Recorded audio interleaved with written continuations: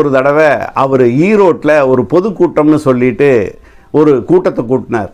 அந்த கூட்டம் 2001க்கு முன்னேன்னு நினைக்கிறேன். அதெல்லாம் ஆவணங்களை எடுத்தால், என்னுடைய செய்திகள் இருந்து எடுத்தால் தெரியும். அந்த சமயத்தில் அவர் இப்படி ஒரு பொதுக்கூட்டம்னு தான் ஆரம்பித்தார். அந்த பொதுக்கூட்டத்துக்கு ஒரு 5000 பேர் வருவாங்களா, 10,000 பேர் வருவாங்களா அப்படின்னு பார்க்கும்போது, அந்த பொதுக்கூட்டத்துக்கு முன்னாடி ஒரு கல்யாண விசேஷம். அந்த கல்யாணமாக காதுகுத்து விசேஷமானு தெரியல. அவருடைய கட்சி தொண்டர், அதாவது கட்சி அப்போ ஆரம்பிக்கல, விஜயகாந்த் ரசிகர் மன்றம் மட்டும் இருக்குது. அந்த விஜயகாந்த் ரசிகர் மன்றத்தில் இருக்கக்கூடிய நிர்வாகி வீட்டு விசேஷத்திற்காக ஈரோடு பகுதிக்கு வந்திருக்காரு விஜயகாந்த். அந்த வந்தவர் அந்த நேரத்திலேயே திரண்ட தொண்டர்கள் மத்தியில், திரண்ட ரசிகர்கள் மத்தியில் தான் ஒரு பேசணும்னு சொல்லி ஒரு அவசர கதியாக ஒரு பொதுக்கூட்டத்தை ஈரோட்டில் ஏற்பாடு பண்ணதாக கேள்வி. அந்த ஈரோடு பொதுக்கூட்டத்தில் விஜயகாந்த் பேசும்போது திரண்ட கூட்டம் மட்டும் கிட்டத்தட்ட 3.5 லட்சம் பேர்.